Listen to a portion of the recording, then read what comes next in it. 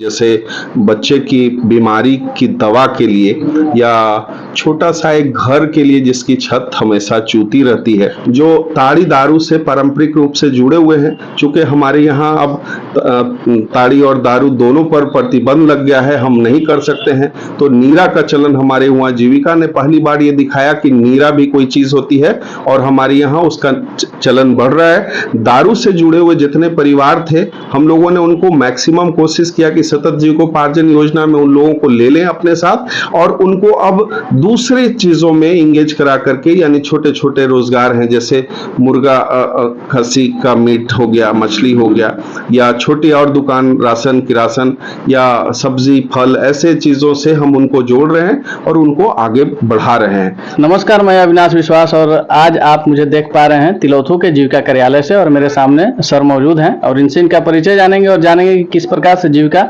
आम लोगों के लिए काम करती है और लोगों को मदद पहुंचाती है। रोहतास खबर में आपका स्वागत है। धन्यवाद आपका भी और आपके तमाम दर्शकों का। तो जीविका के बारे में मैं ये बताना चाहूँगा कि ये बिहार सरकार की एक पहल है, खास करके ऐसे वर्ग के लिए जो पिछड़े हैं हर तरह से, सामाजिक स्तर पे, राजनीतिक स्तर पे या आर्थिक स्तर पे।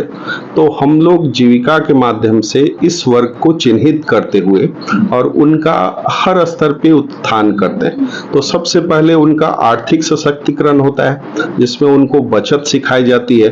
फिर उसके बाद बैंकों से उनका जुड़ाव कराया जाता है और जीविका खुद अपने स्तर पे उनको कई राशियां देती है, जिसमें आरएफ एक राशि है, उसी तरह से आईसीएफ है और ऐसे दूसरे कई फंड्स हैं जिनको अलग अलग जगहों के लिए यूज करने के लिए दिया जाता है। और उनके माध्यम से उस वर्ग को जो कभी मुख्य धारा से बहुत दूर हुआ करता था और जो अपनी छोटी छोटी जरूरतों के लिए, जैसे बच्चे की बीमारी की दवा के लिए या छोटा सा एक घर के लिए जिसकी छत हमेशा चूती रहती है, या बेटी की एक शादी में जो खर्च होते हैं, या ऐसे ही कुछ छोटे मोटे रोजगार के लिए उन्हें अपने घरों को गिरवी रख देना पड़ता था, जेवर बेच देने पड़ते थे, मवेशियों को बेच देना पड़ता था, या वो एक मकड़ जाल में फंस जाते थे जहां पे उनको मोटी ब्याज देना पड़ता था अगर उन्होंने ब्याज से उठाया तो कहीं ना कहीं ये सारी चीजें जो हैं उससे छुटकारा के लिए बिहार सरकार ने, खास करके नीतीश सरकार ने इसमें पहल की और वर्ल्ड बैंक के सहयोग से ये परियोजना को चालू किया गया 2006 से ही। और अब धीरे धीरे पूरे जगहों पे इसका असर दिखता है साफ। और सबसे बड़ा असर तो तब आपको दिखेगा कि जब हमारे यहाँ जब आप बैंक्स को जाएंगे और बैंक से पूछेंगे कि जहाँ पे कभी बिहारियों को, या यूं कहा जाए कि बिहार से जुड़े हुए लोगों को हमेशा डिफॉल्टर के रूप में देखा जाता था, तो दीदियों ने एक ऐसी पहचान बनाई है जो विश्व स्तर पे कहा जाए और कम से कम भारत में पूरे मतलब नेशनल लेवल पे एक उनकी पहुंच है कि वो 100% वापसी करती हैं। और सिर्फ वो वापसी नहीं करती हैं बल्कि ओटीआर मेंटेन करती हैं कि ऑन टाइम रिपेमेंट जिसे कहा जाता है। और इसका नतीजा ये हुआ कि आज जो बैंक्स कभी मतलब ऋण देने के नाम पर दूर भाग जाया करते थे, या ये कहिए कि वो इतना दौड़ाते थे, परेशान करते थे, और खास करके उस महिला को जिसे पढ़ा लिखा नहीं है, उन्हें हस्ताक्षर ढंग से नहीं करना आता है, उन पे वो उनका थोड़ा भी तनिक विश्वास नहीं हुआ करता था। लेकिन आज परिस्थिति बदल गई है और बैंक्स, आपको विश्वास नहीं होगा, मुझे ये कहते अतिशयोक्ति नहीं होनी चाहिए कि बैंक्स जीविका की तरफ बार बार हाथ बढ़ाते हैं कि हमारे पैसे का उपयोग कराइए आप अपने माध्यम से, क्योंकि उन्हें पता है कि वो एक गारंटी है, जीविका एक गारंटी है उन्हें पैसे वापस कराने में। अब एक महाजनी व्यवस्था जो है आप बिहार में कहीं पर देख लीजिए, आप मुझे बताइए कि कोई एक गरीब महिला है जिसका घर बिका है किसी लोन लेने की वजह से या 5% 10% ब्याज की वजह से, वो नहीं बिकेगा। क्योंकि हर ग्राम संगठन में, जो हर गांव में हम लोगों ने एक ग्राम संगठन बनाया है, उसमें करीब करीब 1 करोड़ की राशि उपलब्ध कराई है अलग अलग तरह की, और वो राशि इतनी पर्याप्त है कि अब वो महिलाओं को कहीं भी किसी साहूकार के चंगुल में फंसने से रोकती है। और उसका ये नतीजा हुआ कि अब ऐसी घटनाएं नहीं होती हैं जैसा पूर्व में फिल्मों में दिखाया जाता था कि कुछ लोग होते थे जो छोटे मोटे कर्ज के वजह से उनका पूरा घर हड़प लेते थे, जमीन हड़प लेते थे या बंधुआ मजदूर बना लिया करते थे। तो एक ये चेंजेस है। दूसरा है कि भूख से अब मौत नहीं होती।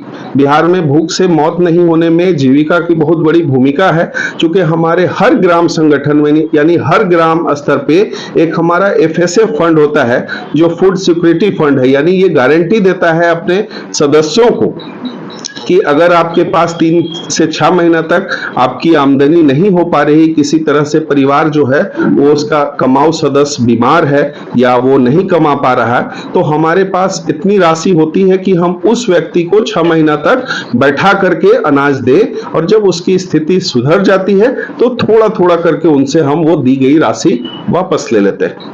तो ये जीविका इस तरह से कई आयाम तय कर रही है। हर दिन नई नई चीजें हो रही हैं और इसमें ये सारी चीजें महत्वपूर्ण थी। व्यवसाय कर रही हैं। अभी हम लोग सतत जीविकोपार्जन योजना पे काम कर रहे हैं, जिसमें मुख्यमंत्री का खास करके निर्देश था कि वैसे परिवार जो ताड़ी दारू से पारंपरिक रूप से जुड़े हुए हैं, चूंकि हमारे यहाँ अब ताड़ी और दारू दोनों पर प्रतिबंध लग गया है, हम नहीं कर सकते हैं, तो नीरा का चलन हमारे वहाँ जीविका ने पहली बार ये दिखाया कि नीरा भी कोई चीज होती है और हमारे यहाँ उसका चलन बढ़ रहा है। दारू से जुड़े हुए जितने परिवार थे, हम लोगों ने उनको मैक्सिमम कोशिश किया कि सतत जीविकोपार्जन योजना में उन लोगों को ले लें अपने साथ और उनको अब दूसरे चीजों में इंगेज करा करके, यानी छोटे छोटे रोजगार हैं जैसे मुर्गा खस्सी का मीट हो गया, मछली हो गया, या छोटी और दुकान राशन किरासन या सब्जी फल, ऐसे चीजों से हम उनको जोड़ रहे हैं और उनको आगे बढ़ा रहे हैं। सर, ये सिर्फ महिलाओं के लिए है या पुरुषों के लिए है? जीविका में किसको मदद किया जा रहा है? हम लोग पूरे उस परिवार को मदद कर रहे हैं जिसमें वो महिलाएं आती हैं, लेकिन कुछ वजह है जो स्टडीज बताती हैं कि महिलाओं में कुछ गुण होते हैं। जैसे एक बचत की जो का गुण है वो पुरुषों से ज्यादा महिलाओं में होता है। दूसरी बात ये होती है कि जो कई व्यसन है, जो बुराइयां हैं, वो पुरुषों के बनिस्बत महिलाओं में कम देखी जाती हैं। तो हम लोगों ने उनको, सरकार ने इसीलिए उनको केंद्र में रखा है उनके हाथ के माध्यम से। लेकिन ये जो पैसा हम दे रहे हैं यानी जो विकास करा रहे हैं, उसमें कहीं ना कहीं उस पूरे परिवार का फायदा होता है, उस में जो जुड़े हुए पुरुष हैं उनका भी फायदा है। लेकिन मेरे जो प्राथमिक सदस्य है वो बिल्कुल महिलाएं होती हैं, हम पुरुष को सदस्य के रूप में नामित नहीं करते हैं।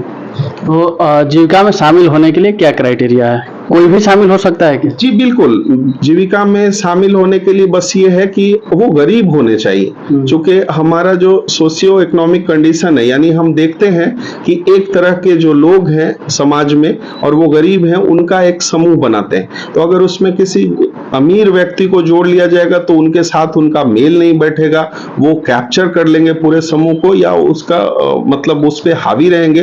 तो जो एक तरह की समान अवस्था वाले लोग हैं जो गरीब हैं उसमें जुड़ सकते हैं। इसके लिए बहुत कुछ नहीं करना होता है। हम सोशल इंक्लूजन के तहत हमें हमेशा उनको शामिल कर रहे हैं। तो हमारे ग्राम संगठन में अगर ऐसे लोग कोई हैं जो जुड़ना चाहते हैं तो उनके हर गांव में ऐसी बैठकें होती हैं, वो जाएं और उस समूह में या ग्राम संगठन में अपनी इच्छा बताएं तो जरूर वो जुड़ सकते हैं। जो गांव में समूह बनता है उसका कुछ लिमिटेशन है क्या, संख्या को लेकर के, कि 50 लोगों का सदस्य होना चाहिए या 200 का होना चाहिए कुछ? हाँ बिल्कुल ऐसा नहीं है। हमारे यहाँ हम तब तक ऐसा करते हैं जब तक गरीब बचा हुआ है हमारा, तब तक हमारा टारगेट है। यानी जब तक गरीब बचा है गांव में तब तक हम उनको जोड़ेंगे, वही सोशल इंक्लूजन होता है। मान लीजिए कि कोई छोटा गांव है जिसमें 3 समूह बन चुके हैं, अब वो 36 लोगों को तो हमने जोड़ लिया, अब 2 लोग और हमें दिख रहे हैं, या कोई नई शादी हुई है जिसमें बहुएं आई हैं, या कोई और लोग बाहर से काम करने के दौरान लौटे हैं, तो हम उनका भी उसमें जुड़ाव कराते हैं और वो जुड़ सकते हैं, कोई दिक्कत नहीं। सिर्फ ये है कि वो गरीब होने चाहिए आर्थिक रूप से। तो जीविका उन गरीब लोगों के लिए और भी किसी क्षेत्र में काम करती है क्या, जैसे स्वास्थ्य के क्षेत्र में, शिक्षा के क्षेत्र में? हमें लगता है कि जीविका बहुत सारे विषयों पे काम करे। चूंकि गरीबी से लड़ना या गरीबी को हराना एक छोटा मोटा काम नहीं है, तो वो सारी चीजें जो बाधाएं जो कहीं ना कहीं लोगों को गरीब बनाती हैं, जैसे उसमें शिक्षा है, स्वास्थ्य है, पर्यावरण है या और ऐसी चीजें हैं, स्किल की कमी होती है, इन सभी चीजों में जीविका काम कर रही है। हमारे यहाँ HNS MRP होते हैं, CNRP होते हैं जो स्वास्थ्य को लेकर लोगों को जागरूक करते हैं। हमारे यहाँ हर ग्राम संगठन में एक कमेटी बनी हुई है जो स्वास्थ्य पर बात करती है और वो कार्यक्रम चलाती है कि गर्भवती महिलाएं हैं या धात्री महिलाएं हैं, उनको कौन से टीके लगवाना चाहिए, वो टीके कहाँ लग सकते हैं, या जो क्या खान पान होना चाहिए, कौन सी सावधानियां बरतनी चाहिए, ये सारी चीजें हम सिखाते हैं। उसी तरह से अगर स्कूल की बात करें, जो बच्चे हैं हमारे, तो हम लोग एक अभियान है, अभी हमारा एक अभियान चल रहा था कि चलो स्कूल चलें, तो हम ऐसे बच्चों को या पेरेंट्स को खोजते हैं अपने ग्राम संगठन स्तर पे जिनके बच्चे किसी कारणवश स्कूल नहीं जा रहे हैं। अब हम उन्हें प्रेरित करते हैं, अपने लोगों के माध्यम से करवाते हैं कि वो नामांकन अपना कराएं और अपनी पढ़ाई आगे बढ़ाएं। और उसके बाद जो रोजगार की कमी होती है तो DDU GKY और दूसरे ऐसे संस्थाएं हैं जो उनके माध्यम से हम उनको प्रशिक्षित भी कराते हैं अलग अलग ट्रेड पे, और उसके बाद उनका प्लेसमेंट भी जीविका देखती है बहुत जगह पे। और बहुत सारे बच्चियां अभी ऐसे हैं जो तिलौथू से भी, चाहे वो सिलाई कढ़ाई की बात है, कंप्यूटर की बात है या नर्सिंग में, वो बाहर गए हैं और वो पैसा कमा रहे हैं और अपने परिवार को लाभ पहुंचा रहे हैं। सर, समाज में बहुत सारे ऐसे लोग हैं जिनको कुछ भी पता नहीं है कि जीविका किस तरह से कार्य करती है, बिल्कुल जरूरतमंद है, उनके लिए आप क्या कहेंगे? बिल्कुल, मुझे लगता है कि आप जो कह रहे हैं इससे बहुत हद तक मैं सहमत नहीं हूं, क्योंकि अब ये एक बड़ा कैंपेन हो गया है और जीविका आज विश्व में सबसे बड़ा ऑर्गेनाइजेशन है जिसमें 1,10,000 स्वयं सहायता बनने समूह है और इससे जुड़े हुए मेंबर की संख्या करोड़ों में चली गई है। तो ये कहना कि बिहार में अब नहीं जानता, लेकिन हाँ, कुछ ऐसा वर्ग है जो ये नहीं समझ पाता है कि जीविका क्या कर रहा है या उसके तह तक नहीं पहुंचा है। तो मैं ऐसे लोगों को चाहूंगा कि वो जानकारी ले। हर प्रखंड में इसमें एक BPIU होता है जो कार्यान्वयन यूनिट है यहाँ पे, उसमें BPMs होते हैं, उनके और भी कर्मचारी हैं, और हर गांव में एक हमारा ग्राम संगठन है। अगर वो उसकी बैठकों में जाते हैं तो बहुत कुछ उनको पता चल पाएगा कि ये क्या हो रहा है, और हम धरातल पे काम करते हैं। अगर हम जो बातें बोल रहे हैं वो आप गांव में जाइएगा तो वो दिखेंगी साफ साफ कि ऐसा हो रहा है। ठीक है, रोहतास खबर में बात करने के लिए बहुत धन्यवाद आपका।